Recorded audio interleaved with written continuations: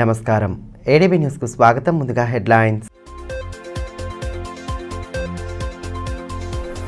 రాజీ మార్గం ద్వారా కేసుల సత్వర పరిష్కారం. కక్షిదారులు లోక్ అదాలత్ను సద్వినియోగం చేసుకోవాలన్న జిల్లా ప్రధాన న్యాయమూర్తి. న్యాయస్థాన ప్రాంగణంలో లోక్ అదాలత్ నిర్వహణ.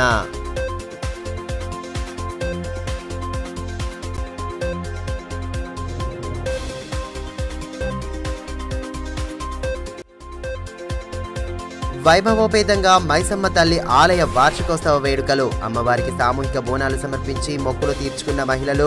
ప్రత్యేక పూజలు హారతులతో మైసమ్మ తల్లిని కొలిచిన భక్తజనం.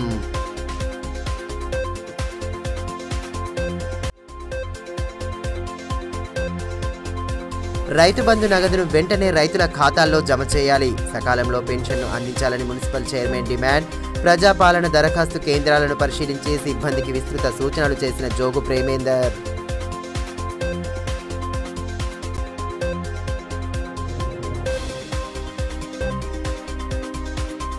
కేసుల సత్వర పరిష్కారానికి లోక్ అదాలత్ను సద్వినియోగం చేసుకోవాలని జిల్లా ప్రధాన న్యాయమూర్తి CHVRR వరప్రసాద్ సూచించారు. జిల్లా కోర్టులో శనివారం నిర్వహించిన జాతీయ లోక్ అదాలత్ను ఆయన ప్రారంభించారు. ఈ సందర్భంగా న్యాయమూర్తుల సమక్షంలో రాజీ మార్గం ద్వారా పలు కేసులను పరిష్కరించారు. కక్షిదారులు జాతీయ లోక్ అదాలత్ను సద్వినియోగం చేసుకోవాలని జిల్లా ప్రధాన న్యాయమూర్తి CHVRR వరప్రసాద్ సూచించారు. పట్టణంలోని న్యాయస్థాన ప్రాంగణంలో శనివారం జాతీయ లోక్ అదాలత్ను నిర్వహించగా రాజీ మార్గం ద్వారా కేసులను పరిష్కరించారు. అంతకుముందు లోక్ అదాలత్ ఉద్దేశాన్ని న్యాయమూర్తులు వివరించారు. ఈ సందర్భంగా జిల్లా ప్రధాన న్యాయమూర్తి CHVRR వరప్రసాద్ మాట్లాడుతూ జిల్లాలో దాదాపు 9,000 కేసులు పెండింగ్లో ఉన్నాయని, వాటితో పాటు కొత్తగా కేసులు వస్తూనే ఉంటాయని పేర్కొన్నారు. వీటి పరిష్కారానికి సమయం ఎక్కువగా అయ్యే అవకాశం ఉన్నందున కక్షిదారులు లోక్ అదాలత్ వంటి అవకాశాన్ని వినియోగించుకోవాలన్నారు. రాజీ మార్గం ద్వారా కేసులు పరిష్కారం అవుతాయి కాబట్టి తిరిగి అప్పీలు చేసుకునే అవకాశం ఉండదని వివరించారు. కేసుల సత్వర పరిష్కారానికి లోక్ అదాలత్ వేదిక ఎంతగానో దోహదం చేస్తుందని తెలిపారు. ఈరోజు 30వ తారీఖున మనం ఈ నేషనల్ లోక్ అదాలత్ పెడుతున్నాం. దీనిలో ఏ రకమైనటువంటి సివిల్ కేసు అయినా కూడా మనం కాంప్రమైజ్ కావచ్చు. క్రిమినల్ కేసులు అన్నీ చేయడానికి కుదరదు కాంప్రమైజ్. ఏవైతే చిన్న చిన్న అఫెన్సెస్ ఉన్నాయో అవన్నీ కూడా చేసుకోవచ్చు. అట్లాగే ఈ ట్రాఫిక్ చలాన్ కేసులు కానీ, లేకపోతే BSNL పేమెంట్స్ బిల్స్ పెండింగ్ కానీ, బ్యాంక్ రికవరీ కేసులు కానీ, లోన్ తీసుకుని కట్టలేకపోవడం కానీ, ఏ విధమైన కేసు అయినా కూడా మనం ఈరోజు లోక్ అదాలత్లో చేయడానికి సిద్ధంగా ఉన్నాం. మీరందరూ కూడా దాన్ని అవకాశాన్ని ఉపయోగించుకొని మీ యొక్క కేసుల్ని ఈ లోక్ అదాలత్లో సెటిల్ చేసుకోవాల్సిందిగా కోరుతున్నాను. మీరు అడగవచ్చు, మరి లోక్ అదాలత్లో ఉన్నటువంటి బెనిఫిట్స్ ఏంటి, మేము ఇక్కడ సెటిల్ చేసుకుంటే మాకేంటి వచ్చేది లాభం అని చెప్పేసి. ఒకటి ఏంటంటే, మన ఆదిలాబాద్ జిల్లాలో ఈ రోజుకి ఒక 200-300 అటు ఇటుగా 9,000 కేసులు పెండింగ్ ఉన్నాయి. జిల్లా కోర్టులో కానీ, సీనియర్ సివిల్ కోర్టు, అట్లాగే వివిధ మ్యాజిస్ట్రేట్స్ కోర్టు, బోర్డు, ఉట్నూరు అన్నీ కలుపుకొని. సో ఆ 9,000 కేసులు కాకుండా మన కొత్త కేసులు వస్తూ ఉంటాయి. సో ఇవన్నీ కూడా కోర్టులో చేయాలంటే టైం పడుతుంది. మనకి 10 కోర్టులు ఉండగా మనకి జడ్జెస్ ఎంతమంది పనిచేస్తున్నారు? మొత్తం 6 జడ్జెస్ పనిచేస్తున్నారు. సో 6 జడ్జెస్ రోజుకి ఒక్క కేసు, కాకపోతే 2 కేసులు డిస్పోజ్ చేయగలరు ఆన్ మెరిట్స్. ఒకటైతే చేయగలరు, ఒక్కోసారి అది కూడా సాధ్యం కాకపోవచ్చు. సో ఇందువల్ల మనం లోక్ అదాలత్లో కనుక సెటిల్ చేసుకుంటే అటు ఎవరికి కూడా ఇబ్బంది లేకుండా విన్-విన్స్, అంటే ఇద్దరికి కూడా ఉపయోగకరంగా ఉంటుందని చెప్పేసి నా యొక్క భావన. జిల్లా కేంద్రంలోని మైసమ్మ తల్లి ఆలయ వార్షికోత్సవ వేడుకలు కన్నుల పండుగగా సాగాయి.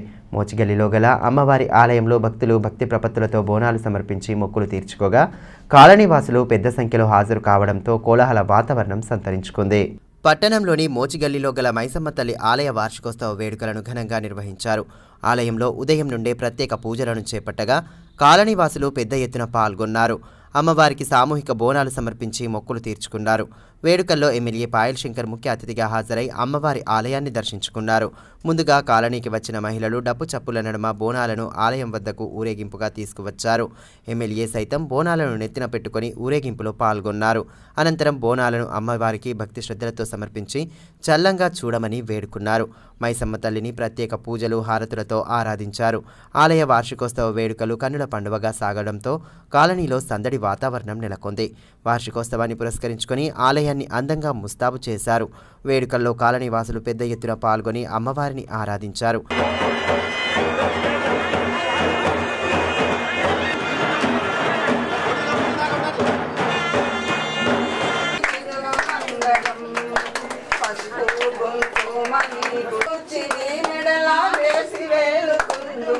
ఈ సందర్భంగా ఎమ్మెల్యే పాయల్ శంకర్ మాట్లాడుతూ ప్రతి ఏటా ఆలయ వార్షికోత్సవ వేడుకలను వైభవంగా జరపడం పట్ల అభినందనలు తెలియజేశారు. మైసమ్మ తల్లి ఆశీస్సులతో ప్రజలంతా సుభిక్షంగా జీవించాలని ఆకాంక్షించారు. మైసమ్మ తల్లి మోచిగల్లీలో ఏర్పాటు చేసి 11 సంవత్సరాల వార్షికోత్సవం సందర్భంగా ఇక్కడ ఉన్నటువంటి సోదరీమణులు మిగతా ప్రజలంతా కూడా కలిసి ఆ యొక్క మైసమ్మ తల్లికి పూజలు చేసి ఎవరికి ఎక్కడ ఎటువంటి ఏ ఇబ్బందులు రాకుండా చూడాలని ఆ గ్రామ దేవతల యొక్క కరుణ కటాక్షంలో ఉంటే ఏ దోషములు కూడా రావని ఆ యొక్క ప్రగాఢమైనటువంటి నమ్మకంతో గ్రామ దేవతలైనటువంటి మైసమ్మ తల్లి పోచమ్మ తల్లికి సహజంగా అంతా కూడా మనం పూజలు చేస్తుంటాం. రైతు బంధు నగదుతో పాటు పెన్షన్ నగదును సకాలంలో జమ చేసే దిశగా ప్రభుత్వం చర్యలు తీసుకోవాలని మున్సిపల్ చైర్మన్ జోగు ప్రేమేందర్ అన్నారు. స్థానిక న్యూ హౌసింగ్ బోర్డు కాలనీలో నిర్వహిస్తున్న ప్రజాపాలన కార్యక్రమాన్ని ఆయన పరిశీలించి సంబంధిత అధికారులు సిబ్బందికి అవసరమైన సూచనలు చేశారు. ప్రతి నెల అర్హులైన పెన్షన్దారులకు అందించే పెన్షన్ను సకాలంలో అందించేలా ప్రభుత్వం తగు చర్యలు తీసుకోవాలని మున్సిపల్ చైర్మన్ జోగు ప్రేమేందర్ అన్నారు. పట్టణంలోని న్యూ హౌసింగ్ బోర్డు కాలనీలో శనివారం ఏర్పాటు చేసిన ప్రజాపాలన కార్యక్రమంలో ఆయన పాల్గొన్నారు. ఈ సందర్భంగా దరఖాస్తుల స్వీకరణ ప్రక్రియను పరిశీలించి ప్రజల సందేహాలను తీర్చారు. అధికారులు సిబ్బందికి అవసరమైన సూచనలు చేశారు. దరఖాస్తు కేంద్రాల వద్ద ఎటువంటి ఇబ్బంది తలెత్తకుండా చూడాలని సూచించారు. కార్యక్రమంలో కౌన్సిలర్ పవన్ నాయక్, సోహెల్, కలీం తదితరులు పాల్గొన్నారు.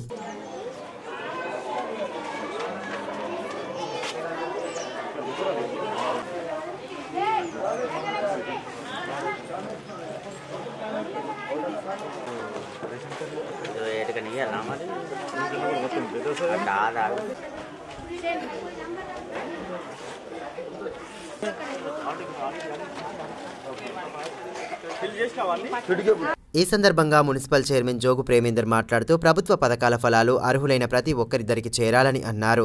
రైతు బంధు వస్తున్న వారు సైతం దరఖాస్తు ఫారాల్లో తమ వివరాలను పొందుపరచాలన్నారు. రైతు బంధు నగదు ఇప్పటికీ అన్నదాతల ఖాతాల్లో జమ కాలేదని, రైతు బంధుతో పాటు రుణమాఫీ ప్రక్రియను సైతం త్వరితగతిన పూర్తి చేయాలని డిమాండ్ చేశారు. ప్రతి వార్డులో కూడా 49 వార్డులో మరి దరఖాస్తుల స్వీకరణ జరుగుతుంది. మరి నిన్నటి వరకు ఇది 3వ రోజు. నిన్నటి వరకు దాదాపు 10,000 పైనే ఆదిలాబాద్ మున్సిపాలిటీలో దరఖాస్తుల స్వీకరణ ఎలాంటి ఇబ్బందులు లేకుండా వారికి వసతులు మా మున్సిపాలిటీ తరఫున ప్రభుత్వం తరఫున కల్పించడం అనేది జరుగుతుంది. మరి మేమందరం కూడా మరి మా బీఆర్ఎస్ పార్టీ నాయకులందరం కూడా ఏదైతే అర్హులైనటువంటి వారికి మరి కాంగ్రెస్ ప్రభుత్వం ఏదైతే ఇచ్చినటువంటి వాగ్దానాలను మరి వాళ్ళకు చేర్చే విధంగా మేము వారికి అర్హులైన వారిని తీసుకొచ్చి వారికి మరి లబ్ధి చేకూర్చే విధంగా చేయడం జరుగుతుంది. కాబట్టి ప్రతి ఒక్కరు దీంట్లో మరి పార్టిసిపేట్ చేయాలని నిన్న కలెక్టర్ గారు కూడా రైతు బంధు విషయంలో మేము నిన్న అడగడం జరిగింది. వాళ్ళు ఏమన్నారంటే రైతు ఏదైతే భరోసా దాంట్లో మరి వచ్చిన వాళ్ళు కూడా అప్లికేషన్ ఇవ్వాలని చెప్పడం జరుగుతుంది. ప్రతి ఒక్కరు కూడా అప్లికేషన్ రైతు భరోసాలో కూడా మరి రైతు సంబంధించిన సాయం కొరకు ఏదైతే 15,000 ఇస్తానని చెప్పడం జరిగిందో దాంట్లో ప్రతి ఒక్కరు కూడా మరి విలేజ్లలో కానీ పట్టణంలో కూడా కొన్ని ప్రాంతాల్లో మరి భూమి ఉన్నటువంటి రైతులు దాన్ని కూడా చేసుకోవాలని మరి ప్రభుత్వానికి ఒక నివేదిక వారికి మరి చెప్పుకోవడం జరుగుతుంది. ఏదైతే పెన్షన్స్ ఇప్పుడు 30వ తేదీ అయింది, ఇంకా మరి పెన్షన్స్ అనేవి పడలేదు. కాబట్టి ఎక్కడ పోయినా కూడా మరి వాళ్ళు ఉన్నటువంటి పెన్షన్దారులు రెగ్యులర్గా వచ్చేటువంటి పెన్షన్ వాళ్ళు అడుగుతున్నారు. మరి 30 తారీఖు అయింది, ఇంకా కూడా పెన్షన్ రాలేదని. కాబట్టి సమటువంటి అధికారులు కానీ, ఇక్కడ ఉన్నటువంటి నాయకులు కానీ, అధికారం ఉంటున్న నాయకులు కానీ దానికి సమటువంటి పెన్షన్లను కూడా మనం ఇప్పుడు 30 దాటింది కాబట్టి ఇంకా అడిగితే ఇంకా రాలేదు కాబట్టి ఆ పెన్షన్ డబ్బులు కూడా వచ్చే విధంగా చేయాలని. అదేవిధంగా రైతు బంధు కూడా ఇప్పటి వరకు కూడా ఇంకా 12,000 మందికి 1,40,000 మంది రైతులు ఉంటే మన డిస్టిక్లో మరి 12,000 మందికి రావడం జరిగింది. కాబట్టి రైతు బంధు కూడా సమటువంటి సాయం కూడా, ఎందుకంటే ఎలక్షన్ అయిన తర్వాత వేస్తామని చెప్పడం జరిగింది, అది కూడా ఆగిపోయింది. అది కూడా మరి తొందరలోనే వేయాలని. అదేవిధంగా రుణమాఫీ సమటువంటి ఆయన 9వ తారీఖే రుణమాఫీ సమటువంటి ప్రక్రియ ప్రారంభం చేస్తామని చెప్పడం జరిగింది. రుణమాఫీ ప్రక్రియ కూడా తొందరగా స్టార్ట్ చేస్తే మరి రైతులకు సమటువంటి రెన్యువల్, ఎందుకంటే మళ్ళీ స్టార్ట్ అవుతుంది కాబట్టి ఈ కార్యక్రమాలు చేపట్టాలని మా బీఆర్ఎస్ పార్టీ తరఫున మరి కోరడం. మరోవైపు తలమడుగు మండలంలోని అర్లీకే గ్రామంలో ప్రజాపాలన దరఖాస్తుల స్వీకరణ కార్యక్రమాన్ని చేయగా జెడ్పీసీఈఓ గణపతి, జెడ్పీటీసీ గోక గణేష్ రెడ్డి తదితరులు హాజరై ప్రజల నుండి దరఖాస్తులను స్వీకరించారు. దరఖాస్తు కేంద్రాల వద్ద ప్రజల సందేహాలకు సమాధానాలు ఇస్తూ ఫారాలను స్వీకరించారు. ఎంపీడీఓ రమాకాంత్, మండల విద్యాధికారి నారాయణ, స్థానిక సర్పంచ్ కిష్టన్న, గ్రామ పంచాయతీ కార్యదర్శి రజనీకాంత్ రెడ్డి, ఏఈఓ కీర్తి, కళ్యాణం రాజేశ్వర్, రమేష్ రెడ్డి, విలాస్ యాదవ్, వెంకన్న యాదవ్ తదితరులు పాల్గొన్నారు. ఈ సందర్భంగా జెడ్పీటీసీ గోక గణేష్ రెడ్డి మాట్లాడుతూ అర్హులైన ప్రతి ఒక్కరికి ప్రభుత్వ పథకాల ఫలాలు అందుతాయని పేర్కొన్నారు.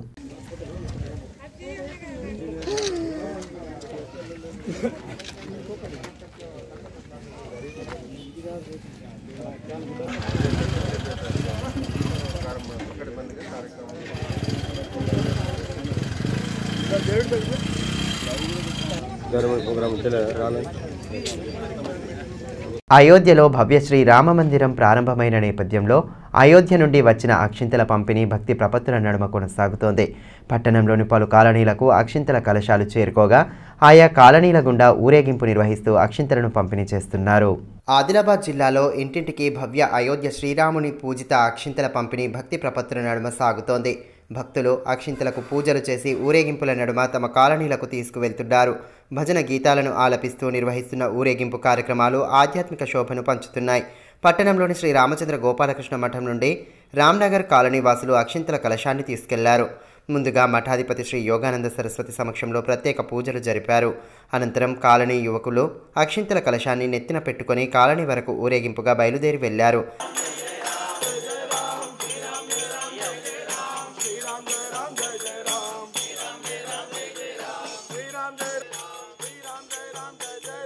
అయోధ్య శ్రీరామ మందిర అక్షింతలను కాలనీకి తీసుకెళ్లడం పట్ల స్థానిక యువకులు హర్షం వ్యక్తం చేశారు. పవిత్రమైన అక్షింతలను ఇంటింటికి అందజేస్తామని పేర్కొన్నారు. జనవరి 22 తేదీలో జరిగే అయోధ్య రామ మందిరం ప్రాణప్రతిష్ఠ సందర్భంగా రామ్నగర్ రామాలయంలో ఈరోజు రామకృష్ణ గోపాలకృష్ణ మఠం నుంచి అక్షంతలు తీసుకుపోవడం జరుగుతుంది. ఈరోజు నుంచి మా యొక్క కాలనీలో ఈ యొక్క అక్షంతల్ని ప్రతి ఇంటికి పంచడం జరుగుతుంది. ఆ యొక్క రాముని దయ మా కాలనీలో మా యొక్క ప్రజలందరి మీద ఉండాలని కోరుకుంటున్నాం. మన ఆదిలాబాద్లో అయోధ్య నుంచి మొత్తం ప్రపంచమంతా ప్రతి దేవాలయానికి, ప్రతి ఇంటింటికి అయోధ్య రాముడి యొక్క ఆశీర్వాద రూపంలో జనవరి 22 అక్షంతల రూపంలో ప్రతి హిందువు ఇంట్లోకి చేరాలని ఆ మహాసంకల్పం చేత ప్రపంచం మొత్తంలో, మన దేశంలోనే కాకుండా విదేశాల్లో ఉన్న హిందువుల బంధువుల ప్రతి ఇంటికి కూడా ఆ 22వ తేదీ 10 గంటల నుంచి 12:30 వరకు గంటన్నర రామనామం చేస్తూ ఆ అక్షంతలు మీరు లక్ష్మీ స్థానమైన ఎక్కడైతే పెట్టుకుంటారో అక్కడ ఆ అక్షంతల్ని పెట్టుకోవాలని, దాన్ని పూజ చేయాలని, తర్వాత వీలైతే అందరూ కూడా దేవాలయాలకు వచ్చి ఆ రోజు జనవరి 22వ తేదీ రోజు 11 గంటలకు మహాప్రసాదం ఉంటుంది. ప్రతి దేవాలయంలో కూడా ఆరతి, హనుమాన్ చాలీసా, రామనామ జపము, వీలైనంత ఎక్కువ సంఖ్యలో వీలైతే అన్నదానము మన కాలనీలకు ఆర్థికంగా అనుకూలంగా చేసుకొని ఈ ఉత్సవాన్ని హిందువులందరూ కూడా మన అయోధ్యలో మన రాముల వారు మన జీవిత కాలంలో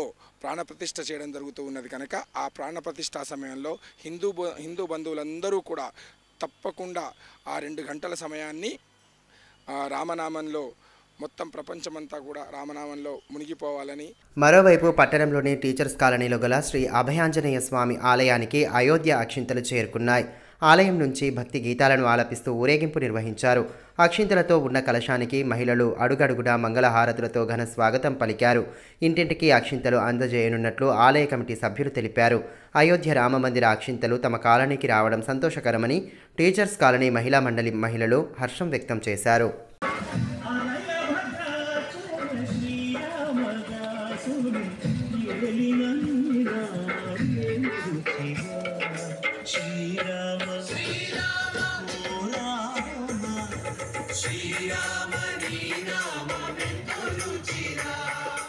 భవ్యశ్రీ అయోధ్య రామ మందిరంలో శ్రీరామ విగ్రహ ప్రతిష్టాపన వేడుకలను తిలకించేందుకు సైకిల్ యాత్ర చేపట్టారు కొంతమంది రామ భక్తులు. కర్ణాటకలోని బీదర్ నుండి ప్రారంభమైన సైకిల్ యాత్ర శనివారం ఆదిలాబాద్ జిల్లా కేంద్రానికి చేరుకుంది.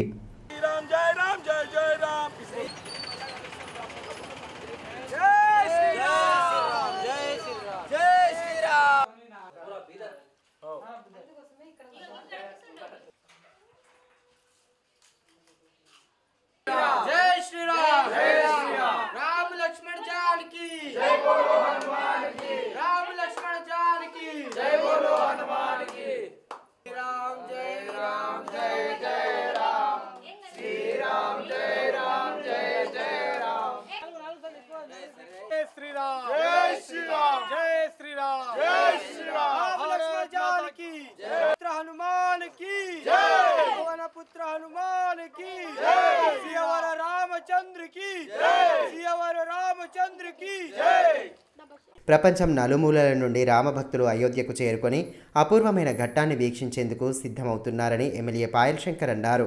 సమస్త ప్రజానీకంపై శ్రీరాముని ఆశీస్సులు ఉండాలని ఆకాంక్షించారు. అయోధ్యలో జరగనున్న ప్రతిష్టాపన కార్యక్రమానికి ఆదిలాబాద్ నుండి బయలుదేరే భక్తుల కోసం ప్రత్యేక రైలు బస్సు సర్వీసులను అందుబాటులో ఉంచనున్నట్లు తెలిపారు. జై శ్రీరామ్ అందరికీ. మన కర్ణాటక బీదర్ నుంచి శ్రీరామ జన్మభూమి అయోధ్య వరకు మనం సైకిల్ యాత్ర చేస్తున్నాము. ఈరోజు మన సైకిల్ యాత్ర 6వ దివసం ఉంది. మేము ఇక్కడ ఆదిలాబాద్లో స్టే అయినాము. ఇక్కడ నుంచి మనం ఆ మహారాష్ట్ర వరకు ఈరోజు 70 కిలోమీటర్ సైకిల్ యాత్ర చేసి ఇక్కడ నుంచి అక్కడ అయోధ్య వరకు సైకిల్ యాత్ర చేస్తాము. ఎందుకు ఈ అయోధ్య యాత్ర సైకిల్ యాత్ర చేస్తున్నామంటే శ్రీరామ జన్మ భూమిలో ఎన్నో సంవత్సరాల తర్వాత శ్రీరామ మందిరము జరగబోతుంది. అందుకని ఉద్ఘాటన సమారంభకు మనము ఈ సైకిల్ యాత్ర చేస్తున్నాం. ఇటీవల అధికారికంగా నిర్వహించిన సమావేశానికి కాంగ్రెస్ నేతలు హాజరు కావడాన్ని బీఆర్ఎస్ శ్రేణులు తీవ్రంగా ఖండించాయి. ఇటువంటి ఘటనలు పునరావృతం కాకుండా చూడాలని కోరుతూ శనివారం అదనపు కలెక్టర్కు బీఆర్ఎస్ నాయకులు ఫిర్యాదు చేశారు. ఇటీవల రాష్ట్ర మంత్రి సీతక్క నేతృత్వంలో అధికారికంగా జరిగిన సమీక్షా సమావేశానికి కొంతమంది కాంగ్రెస్ పార్టీ నేతలు హాజరు కావడం సరికాదని బీఆర్ఎస్ నాయకులు విజయగిరి నారాయణ అన్నారు. ఈ విషయమై బీఆర్ఎస్ నేతలు శనివారం అదనపు కలెక్టర్ శ్యామలాదేవికి ఫిర్యాదు చేశారు. అధికారిక సమావేశంతో పాటు అధికారికంగా జరిగిన కార్యక్రమంలో కాంగ్రెస్ నేతలు పాల్గొన్నారని, అటువంటి ఘటనలు పునరావృతం కాకుండా తగు చర్యలు తీసుకోవాలని కోరారు. కార్యక్రమంలో ఎంపీపీలు మార్షెట్టి గోవర్ధన్, గండ్రత్ రమేష్, మెట్టు ప్రహ్లాద్, చందాల రాజన్న, సెవ్వ జగదీష్, తమ్మల్వార్ చందు తదితరులు పాల్గొన్నారు. ఈ సందర్భంగా నాయకులు విజయగిరి నారాయణ మాట్లాడుతూ మంత్రి సీతక్క పాల్గొన్న అధికారిక సమావేశంలో స్థానిక కాంగ్రెస్ నేతలు హాజరయ్యారని, అధికారులకు కుర్చీలు లేక ఇబ్బంది పడ్డారని అన్నారు. ప్రోటోకాల్ లేని వ్యక్తులు అధికారిక సమావేశాల్లో పాల్గొంటే గందరగోళం నెలకొని వివాదానికి దారి తీస్తుందని పేర్కొన్నారు. ఇటువంటి ఘటనలు భవిష్యత్తులో పునరావృతం కాకుండా తగు చర్యలు తీసుకోవాలని కోరారు. మొన్న 27 తారీఖు నాడు మన జిల్లా ఇన్ఛార్జి మంత్రి ధనసరి అనసూయ సీతక్క గారు అభయహస్తం కాంగ్రెస్ పార్టీ 6 గ్యారెంటీల అమలులో భాగంగా అధికారులతో అధికారికంగా కలెక్టర్ గారి ఛాంబర్లో ఏర్పాటు చేసినటువంటి కార్యక్రమంలో కొంతమంది అనధికారికంగా కాంగ్రెస్ పార్టీ నాయకులు కూర్చోవడం అనేది ఇది సరికాదు. దానికి సంబంధించి మేము ఈరోజు జాయింట్ కలెక్టర్ గారికి ఫిర్యాదు చేయడం జరిగింది.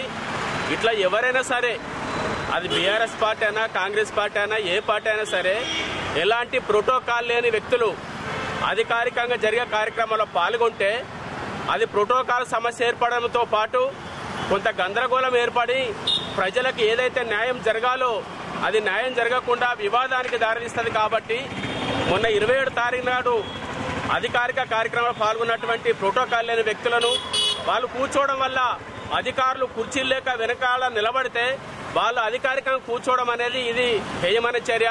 ఇట్లాంటి సమస్య మరొక జరగొద్దని చెప్పి భవిష్యత్తులో ఇలాంటి సమస్య జరగకుండా చర్యలు తీసుకోవాలి, తగిన చర్యలు తీసుకోవాలి అలాంటి వ్యక్తులపైన అని చెప్పి ఈరోజు జేసీ గారికి మెమో ఇవ్వడం జరిగింది. అట్లా భవిష్యత్తులో జరగకుండా చూడాలని కలెక్టర్ గారిని కూడా మేము విజ్ఞప్తి చేస్తూ ఉన్నాం. ప్రధాని నరేంద్ర మోదీ తిరిగి ప్రధాని కావాలని కోరుతూ నిర్మల్ జిల్లా కుబీర్ మండలం నుండి జాదవ్ మాధవ్ అనే యువకుడు అయోధ్య వరకు చేపడుతున్న పాదయాత్ర శనివారం జిల్లా కేంద్రానికి చేరుకుంది. ఈ సందర్భంగా యువకుడిని పలు హిందూ సంఘాల నేతలు శాలువాలతో ఘనంగా సత్కరించి అభినందించారు. ప్రధాని నరేంద్ర మోదీ వరుసగా మూడోసారి ప్రధానమంత్రి కావాలని ఆకాంక్షిస్తూ అయోధ్య వరకు చేపడుతున్న పాదయాత్ర శనివారం ఆదిలాబాద్ జిల్లా కేంద్రానికి చేరుకుంది. నిర్మల్ జిల్లా కుబీర్ నుండి జాదవ్ మాధవ్ అనే యువకుడు అయోధ్య వరకు పాదయాత్ర చేస్తుండగా ఆయనకు స్థానిక హిందూ సంఘాల నేతలు ఘన స్వాగతం పలికారు. స్థానిక రిమ్స్ ఆసుపత్రి ఆవరణలోని గణపతి ఆలయంలో ఆయనను శాల్వాలతో ఘనంగా సత్కరించారు. అంతకుముందు ఆలయంలో ప్రత్యేక పూజలు జరిపారు.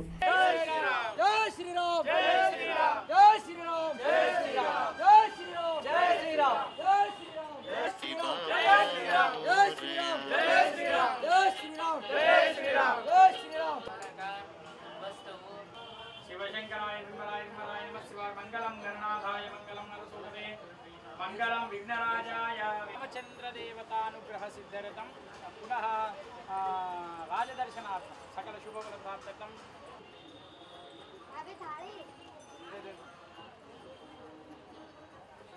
ధర్మో రక్షిత రక్షిత.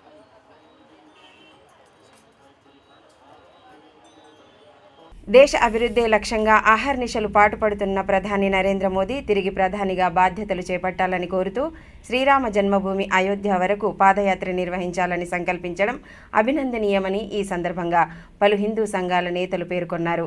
పాదయాత్ర విజయవంతం కావాలని ఆకాంక్షించారు. కార్యక్రమంలో నాయకులు దశరథ్ పటేల్, కొత్తావర్ రాజేశ్వర్, ప్రమోద్ ఖత్రి, భండారి దేవన్న తదితరులు పాల్గొన్నారు. నుంచి అయోధ్య పాదయాత్ర వెళ్తున్నా. నా పేరు వచ్చేసి జాదవ్ మాధవరావు, సన్ ఆఫ్ సూర్యనారాయణ. తీసరి బార్ మోడీ సర్కార్ రావాలని అయోధ్యకు పాదయాత్ర. జై శ్రీరామ్, జై శ్రీరామ్, జై శ్రీరామ్, జై శ్రీరామ్. ఈరోజు మన ఆదిలాబాద్ నగరంలోని రిమ్స్ ఆవరణ యందలి మహాగణపతి ఆలయానికి కుబీర్ మండల కేంద్రం నుండి అయోధ్య వరకు జాదవ్ మాధవరావు, సన్ ఆఫ్ సూర్యనారాయణ అనే యువకుడు మన మోదీ గారు మూడవసారి ప్రధానమంత్రి కావాలన్న సంకల్పంతోని కుబీర్ నుండి బయలుదేరి ఈ నెల 27 నాడు బయలుదేరాడు. ఈరోజు ఆదిలాబాద్ పట్టణానికి ఇప్పుడే చేరుకున్నాడు. వారికి మన ఆలయ కమిటీ తరపు నుంచి మరియు విశ్వ హిందూ పరిషత్ తరపు నుంచి స్వాగతం, సుస్వాగతం. తలమడుగు మండలంలోని సాయిలింగి వృద్ధాశ్రమంలో లిటిల్ స్టార్ పాఠశాలకు చెందిన విద్యార్థులు వృద్ధులకు దుప్పట్లు పంపిణీ చేశారు. వృద్ధులతో ఆప్యాయంగా మాట్లాడుతూ వారి యోగక్షేమాలను అడిగి తెలుసుకున్నారు. అనంతరం అన్నదానం ఏర్పాటు చేసి పండ్ల పంపిణీ చేపట్టారు. విద్యార్థి దశ నుండే చిన్నారులకు సామాజిక సేవా దృక్పథాన్ని అలవర్చేలా కార్యక్రమాలను నిర్వహిస్తున్నారు.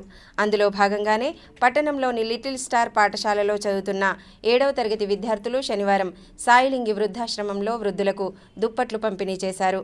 అదేవిధంగా వారికి అన్నదానం ఏర్పాటు చేసి పండ్ల పంపిణీ చేపట్టారు. విద్యార్థులతో వృద్ధులు ఆప్యాయంగా మాట్లాడడం ఆకట్టుకుంది. అనంతరం విద్యార్థుల చేతుల మీదుగా వారికి దుప్పట్లను పంపిణీ చేశారు. కార్యక్రమంలో పాఠశాల principal Kamalakar Reddy, vice principal Swarupa, Kavitha, Pratyusha, Narayana తదితరులు పాల్గొన్నారు. ఈ సందర్భంగా ఉపాధ్యాయురాలు జ్యోత్స్న మాట్లాడుతూ 7వ తరగతిలో ఉన్న నాయనమ్మ పాఠ్యాంశం పొందుపరిచి ఉండడంతో వృద్ధుల జీవన స్థితిగతులపై అవగాహన కల్పించేందుకు ఈ కార్యక్రమాన్ని ఏర్పాటు చేసినట్లు తెలిపారు. దీని ద్వారా విద్యార్థుల్లో కుటుంబ విలువలు తెలిసి వృద్ధులపై గౌరవం పెరుగుతుందని పేర్కొన్నారు.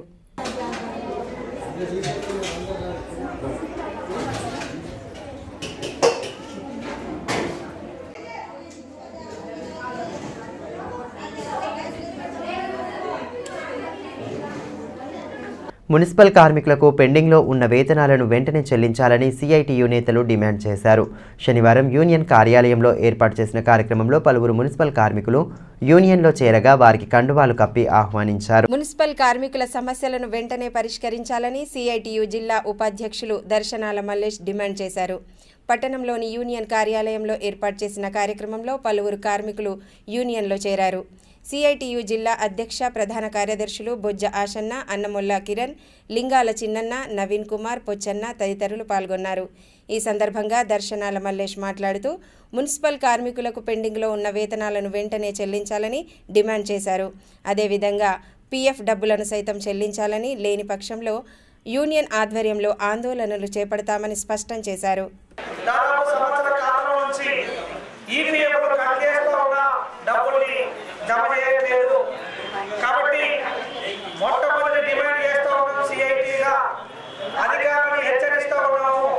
వారికి రావాల్సినటువంటి ఈపీఎఫ్ డబ్బులు ఇవ్వకపోతే ఈపీఎఫ్ కమిషనర్ ద్వారా మిమ్మల్ని కోర్టుకు ఈడుస్తామని చెప్పి సందర్భంగా చెప్పవలసిందిగా. వార్తలు ముగించే ముందు హెడ్లైన్స్ మరోసారి.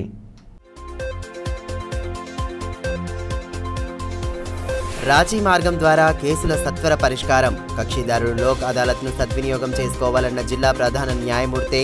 న్యాయస్థాన ప్రాంగణంలో లోక్ అదాలత్ నిర్వహణ.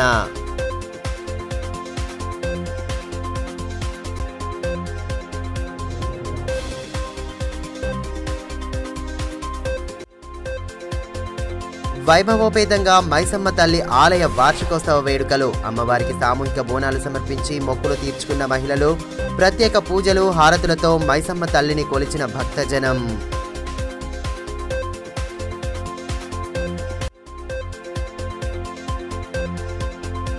రైతు బంధు నగదును వెంటనే రైతుల ఖాతాల్లో జమ చేయాలి. సకాలంలో పెన్షన్ను అందించాలని మున్సిపల్ చైర్మన్ డిమాండ్. ప్రజాపాలన దరఖాస్తు కేంద్రాలను పరిశీలించి సిబ్బందికి విస్తృత సూచనలు చేసిన జోగు ప్రేమేందర్.